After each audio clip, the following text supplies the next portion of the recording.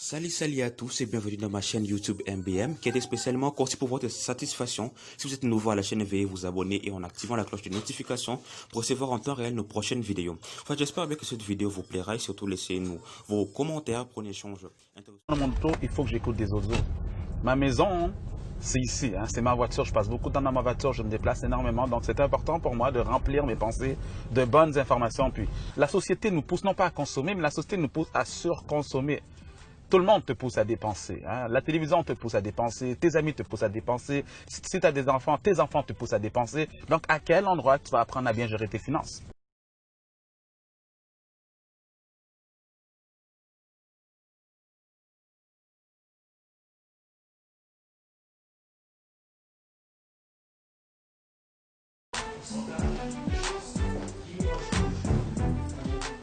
Hello, hello! Vous êtes tous rendus des superstars maintenant. Une petite vidéo de surprise, on fait un mini documentaire, voyons-le comme. Vous êtes un entrepreneur, vous ne réussissez pas à vous en sortir. Pourquoi cela? Et peut-être j'espère bien que dans ces extraits de cette vidéo, vous comprenez les pourquoi est-ce que vous ne réussissez pas à vous sortir dans votre entreprise. Mais vous devez devenir de très bonnes vendeuses, non pas simplement des entrepreneurs. Vous êtes un entrepreneur, vous voulez réussir, mais je crois qu'il vous manque juste une toute petite chose. Et c'est la chose la plus primordiale que vous devez absolument chercher. Excellent.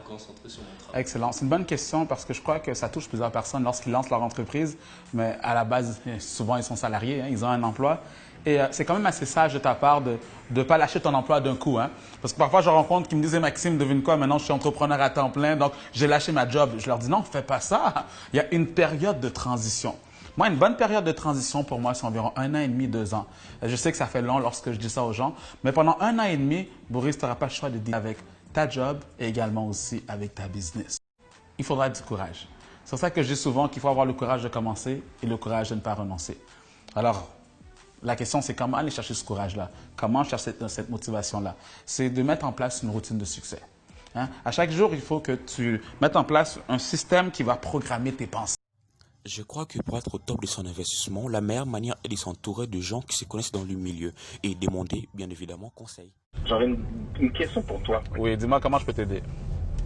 Oui, tu sais, avec le temps, je recherche des membres pour former une équipe. OK. Vraiment savoir comment est-ce que je peux trouver des bons candidats pour former une équipe qui a la même vision que moi. Bonne question. Quand tu es en business, c'est extrêmement important que tu puisses avoir un système qui travaille pour toi. Ce qui sous-entend que tu as besoin d'une équipe. C'est la première étape. Maintenant, pour avoir une équipe, Exact. comment choisir les bonnes personnes? C'est à la base, il faut que tu détermines tes critères. Parce que le problème que j'ai rencontré avec plusieurs entrepreneurs, avec plusieurs personnes qui voulaient justement bâtir une équipe, c'est qu'ils recrutaient les gens qu'ils connaissaient. Mais on s'aime bien. On était ensemble au primaire. C'est mon meilleur ami, c'est ma meilleure amie. Non. Il faut à la base que, tu détermines les critères des personnes que tu vas avoir. Tu vas avoir des personnes travaillantes, tu vas avoir des personnes loyales, tu vas avoir des personnes sérieuses, positives, etc. Une fois que tu as déterminé les critères, la deuxième étape qu'il faut absolument que tu fasses, c'est avoir des gens qui te complètent. Vous avez suivi ces extraits, mais je crois que pour un entrepreneur, il est très important d'être entouré d'une bonne équipe. Et je crois que pour avoir une bonne équipe, il faut chercher d'abord premièrement cette équipe. Et cette équipe n'est pas juste en fait quelque chose de prendre à la légère, parce qu'une équipe, c'est cette équipe qui constitue le cerveau moteur d'une entité et de l'entreprise.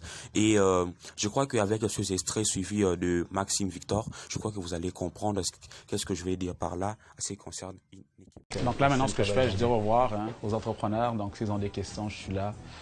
C'est souvent comme ça à la fin de chaque course. Pas moi, bien sûr, qui donne le cours, mais lorsque je donne mes cours, à la fin de chaque cours, je m'arrange quand même pour ceux qui ont des questions, que je puisse bien sûr prendre le temps de leur répondre.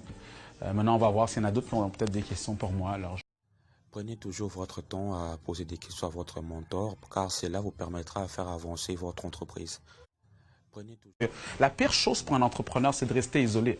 Lorsque tu as des projets, lorsque tu veux mettre une entreprise sur pied, mets-toi dans une communauté d'entrepreneurs. Fais-toi encadrer, fais-toi coacher, fais-toi accompagner.